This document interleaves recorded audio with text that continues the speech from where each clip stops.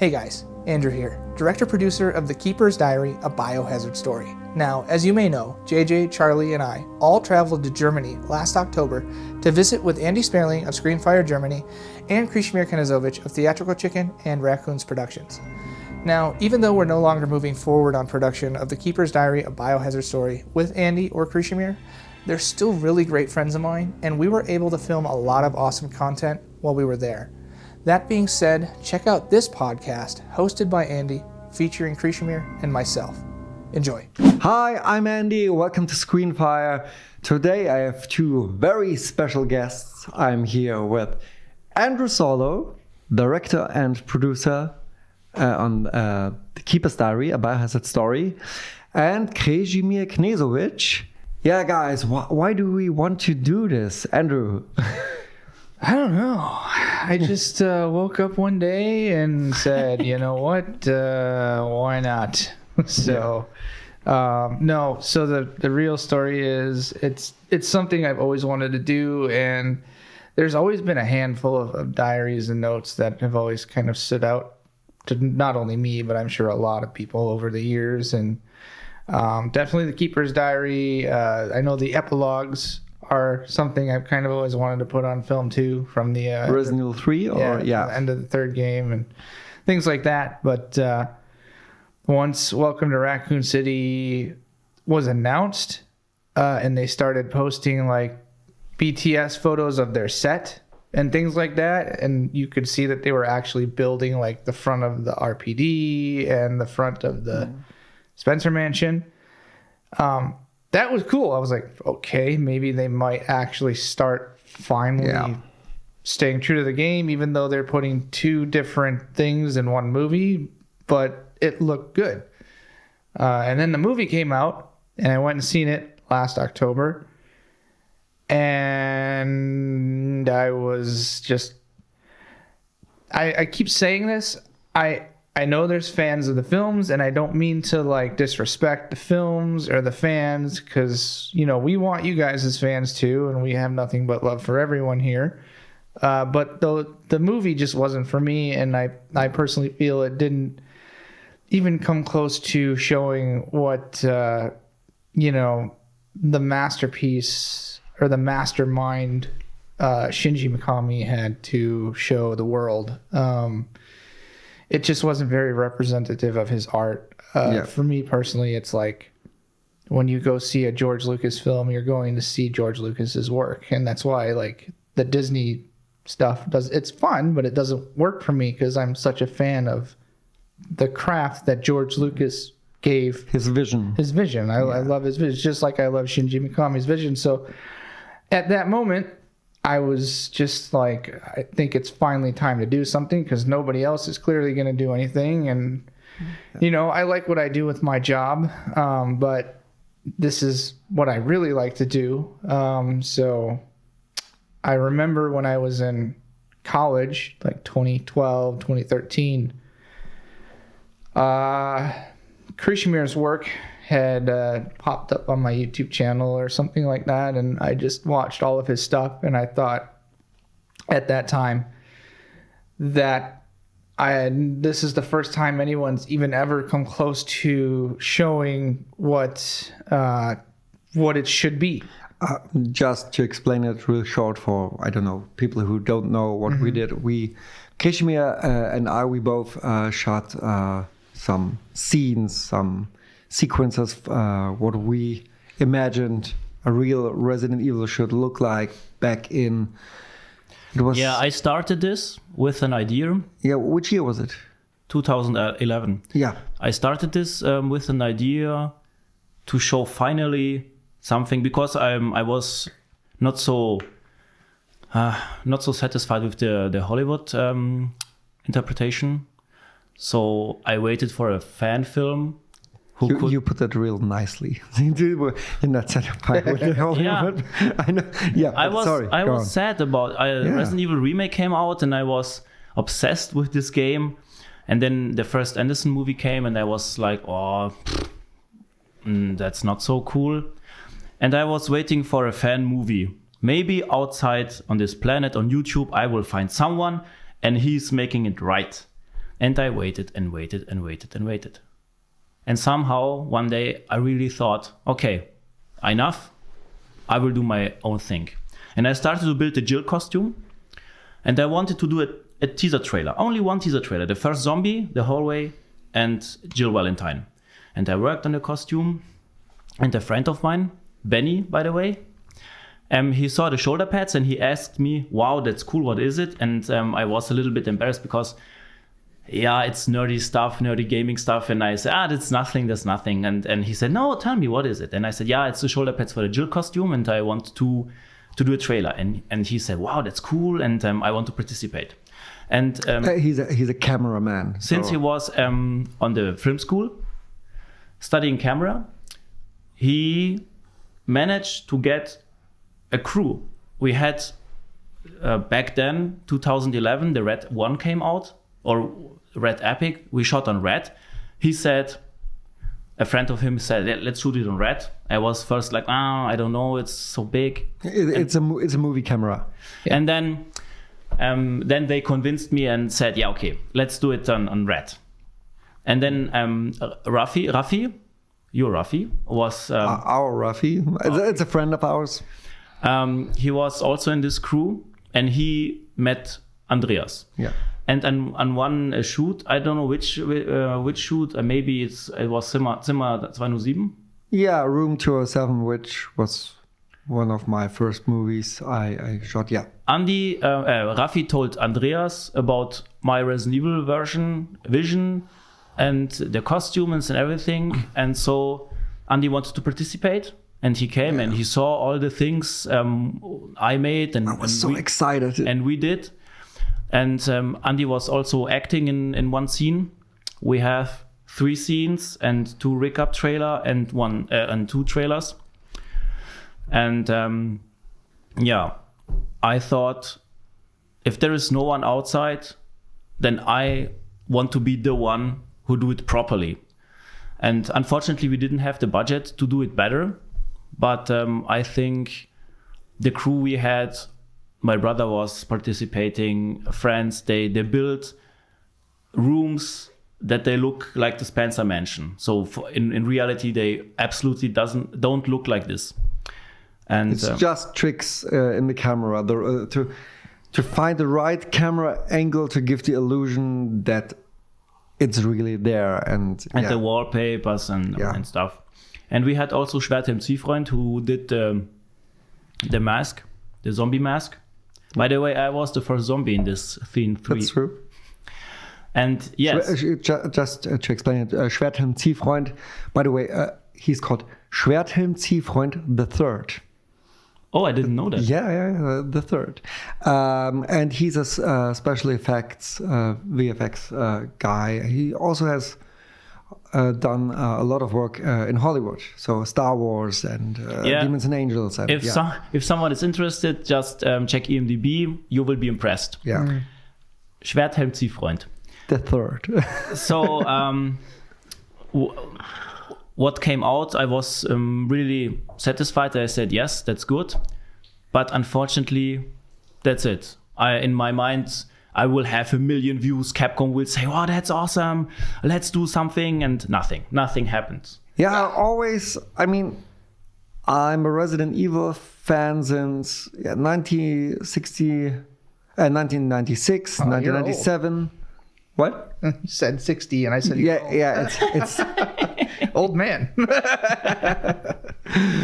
And I was the same like you know. I think the first movie came out in 2002. If I remember. Yeah. And since then, I was waiting. Yeah. The first movie is just as a movie. If you call it zombie movie. If you call it Alice. Yeah. Yes, Alice. Yeah. And you get rid of all the Resident Evil names in the movie. Yeah. Great movie. Yes. Fun, entertaining. It's fine. Yeah. But everything else that came after it was just not what I envisioned what a Resident Evil movie should look like. For me, it was always about overcoming fear, you know. The horror survival. Yeah, survival horror aspect. And they really never it was also superficial and more about the action and more about to show something in slow motion. I think slow motion doesn't even fit for Resident Evil. That's just my opinion. If you look at the first trilogy, of course, there's Claire Redfield in Code Veronica with this slow motion scene, but I think it should be more about horror, as you said, survival horror. Yeah. I mean, if you think about it, how many old school classic horror movies have slow motion in them? Yeah, because it's more a stylish thing, and it's just cool, and that doesn't fit with horror.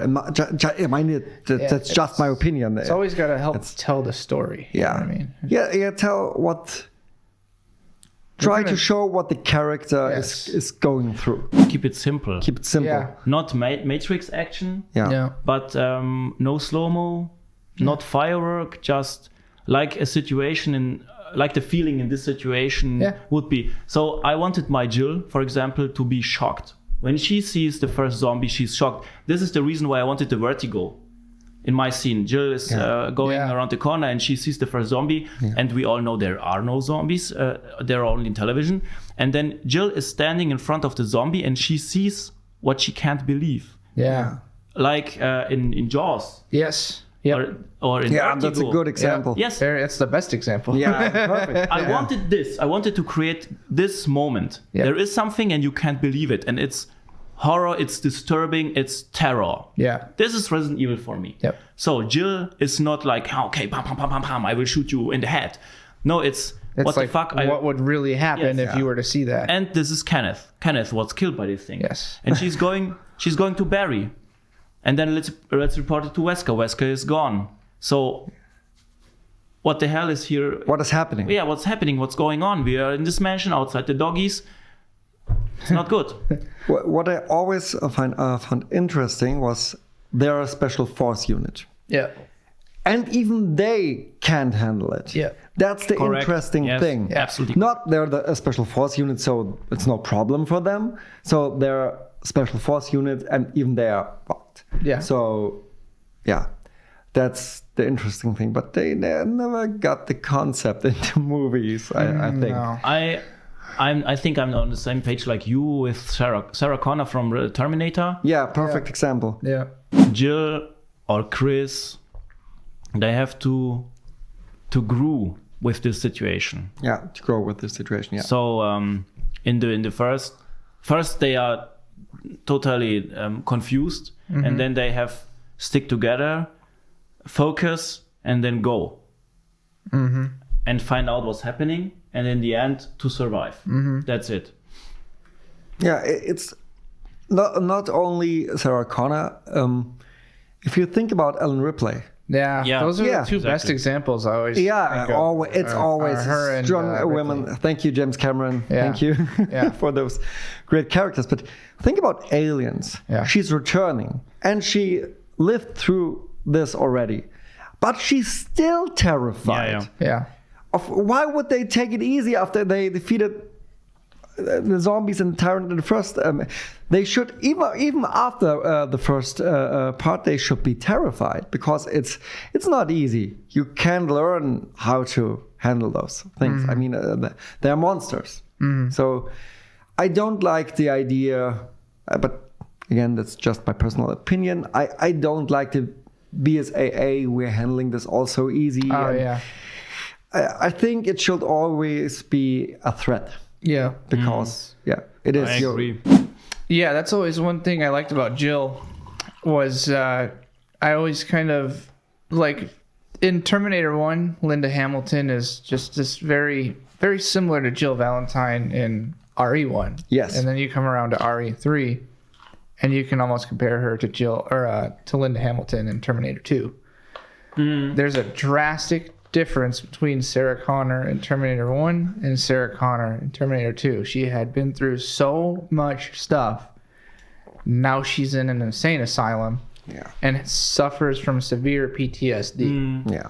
I mean, the character of Jill isn't as drastic as that, but you definitely see like something happened in between these games to what her personality is like in the third game. But you're bringing up a good point. You don't see it as drastic in the games. Yes.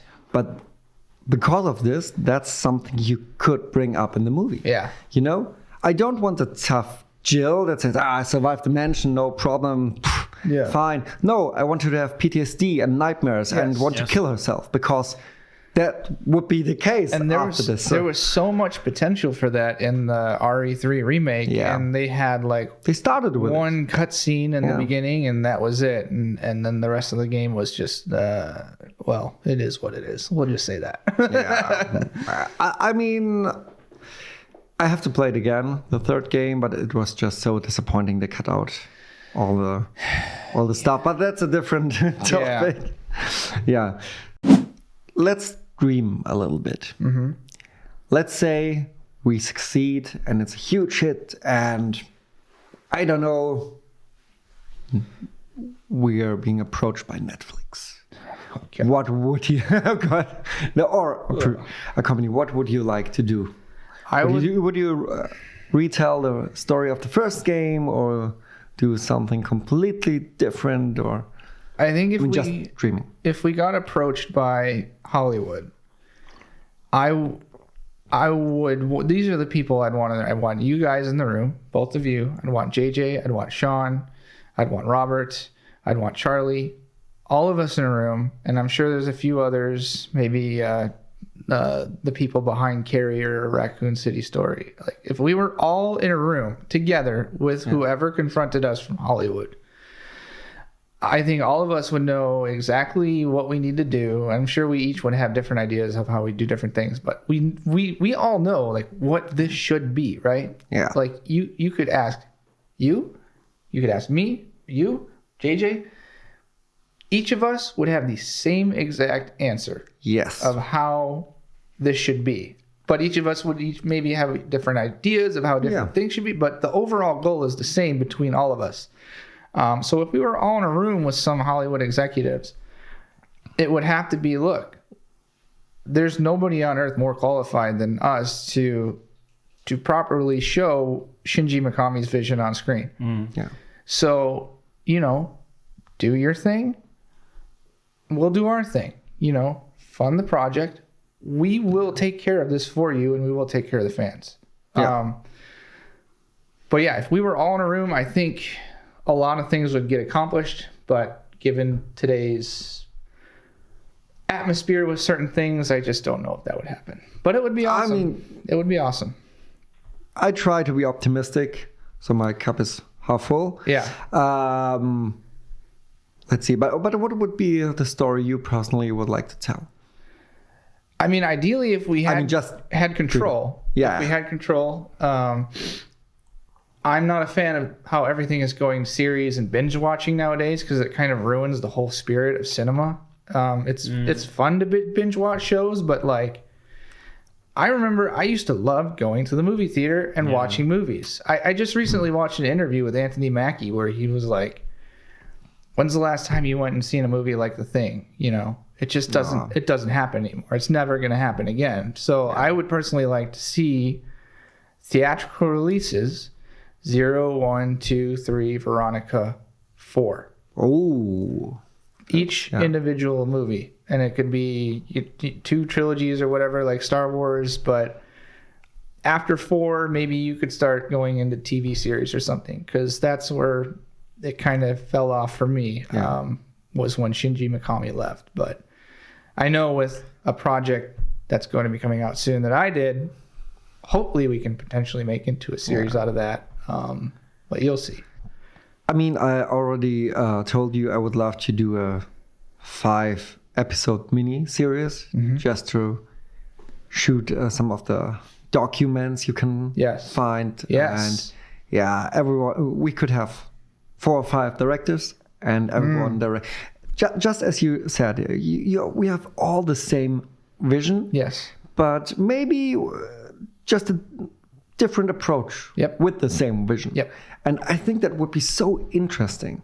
Yeah. Yeah. And what's interesting too with the series you were talking about, like you could make a movie out of Resident Evil 1. Yeah. And then you can make a series about all the documents that were in the game. Yeah. You know what I mean? Yeah. And they're so interesting. I mean, a huge part of the story in Resident Evil is told by the documents, and the atmosphere is created by the documents. But yeah, it's like reading a novel. Yeah, you know how they make movies out of books, and you have all this stuff. It's there, and nobody's even touched it. Yeah, over what 20 years yet. No, I'm really looking forward to it, and I'm so grateful to have you all, because it's, you know, it's I don't know about you, but I grew up in a small village here in this village where we are, and I never had friends with the same. JJ put it really good, with the same itch, you know. Same here. Yep. Yeah, and it's so hard to find people who are motivated and want the same things, not just for money or fame. Yes. Because I don't think if your motivation is only money and fame, then I don't think that's the right. I don't care about money. If someone offered me money to do it, I would just put it into the production. Yeah. Like, I mean, of course, we have to live off something and support our family. That's normal, but it should always be. And I think the best directors think that way. It should always be about your vision and the project. Yeah. I mean, James Cameron, for example, Aliens again. What I heard is, you remember the opening scene with the laser cutting through the door? I think so. I'd have to watch it again. Yeah, there's a laser cutting through the door, and I think it's a real one. They used a real one cutting through steel, and the production company told him, no, we're not going to pay for that. So he paid it for, and he wasn't rich. Remember, it was right after Terminator 1. He wasn't a millionaire like today. So it always should be about the project. He did that with T1 and T2 too. Yeah, I know. He did T1. He filmed the scene by himself with Schwarzenegger. No cameraman. It was just him. I know. I can't remember which it was one. Punching through the window without permission and on the streets. Yes. And then the helicopter scene. We actually did a review on this at my work, Southern Utah University Aviation. We did a react video on T2 where we were talking about how it was a very small skeleton crew that filmed the helicopter scene that flew under and over the bridge overpass because nobody felt comfortable in the crew. So James Cameron was like, all right, I'll do it myself with a small skeleton crew.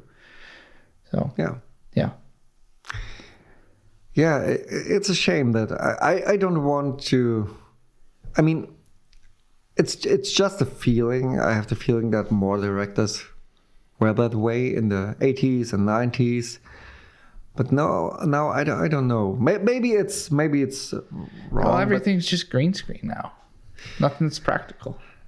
Yeah, I mean, we had that discussion. I'm not against CGI. Yeah, no, I always think CGI is great if you use it as a tool to support something, to enhance practical effects, for example. I think that's a great thing. But say Jurassic Park. I'm sure a lot of people do. Yeah. But I'm sure I always say Jurassic Park is the perfect example.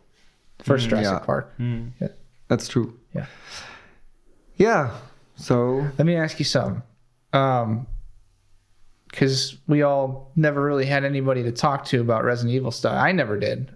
Did any of your friends ever make fun of you for being such a hardcore fan of Resident Evil? Because I always got so much shit from my friends. No. Not really, because I try to have people around me who support me. No, not. I mean, they just break your balls or whatever the expression is. You know? Oh, just for fun, making fun of you. Yeah. Just to. No, I don't think so. No. Oh, my friends always gave me so much shit. Yeah. Screw you guys. Yeah. Just wait. No, I mean, the wife of a friend of mine told me when my daughter was born, okay, now it's time to move on from those silly video games and do something serious. And I was, what are you talking about? That's my job. Yeah. I mean, I work for a video game outlet, so why? That doesn't even make any sense. But of course, there are people out there who think it's silly, and you always have, you have always people laughing at you until they're not laughing. Yeah, that's true. So Do your thing. yeah, do your thing. Yeah. Do what you believe. The main problem is it takes a lot of guts to try and live your dream. And many people, when they grow up, I mean, every kid has a dream to, I don't know, I dreamt to become an astronaut when I was 7, and Yeah. you know, every kid has a dream, and there are some people who just grow up. I hate that word, by the way, but you know what I mean. Grow up. They think they have to grow up and leave their dreams behind. And some people who try to achieve their dreams and live them, and it's Life is hard. yeah, that's true. But life is also fun. I mean, Yes. the last couple of days were so exhausting, but still, I had a great time. Yeah. Yeah, I wouldn't trade it for anything in the world. yeah, that's true. I would like to also thank you guys for doing what you did all those years ago. I would like to thank Charlie, Greg, and Eric for, I guess, believing in me from what I sent them Yes, and asked them that's to true, do. I want to thank Sean, who did Dave or Arklay, because after seeing that too, it put a little hope in everyone's minds that something like this really can be done, because if you haven't seen Arklay, you should watch it. It really captures the true atmosphere of what Resident Evil should be. His story was a little bit more about the outskirts of Raccoon City and an incident that happened in the Arklay Mountains, and a detective from the RPD gets sent to investigate. So if you haven't seen that, go watch it. Yeah. We all thank Sean for his hard work, and we thank JJ for allowing us to use this platform for all this. Yeah, that's and true. and being like the godfather of or like the G4 TV of Resident Evil, you know what I mean? Yeah. It's like the go-to for everything Resident Yeah, Evil. that's and true. We want to see Residents of Evil grow. I'd like to see it hit 1 million subscribers. Screenfire International, Screenfire Germany, Residents of Evil. Subscribe, go to their Patreons. We will give you this stuff if you support us. So Yeah. please do that. And thank you to everybody involved. Yeah. So thank you. So thank you for being here. Yes, thank you for having me. And yeah, if you enjoyed this video, please like and subscribe. And if you have, I don't know, any questions, just put it in the comments. And yeah, I guess I see you on the next video. Tschüss. Bye. Thank you. Well, that's it for this video. We hope you enjoyed the podcast. If you want to stay updated on everything related to the Keeper's Diary, a Biohazard story, please follow us on Instagram, Facebook, Twitter, and TikTok at The Keeper's Diary. You can go there and stay updated on everything with production and the crowdfunding campaign. Thanks for watching. We'll see you soon.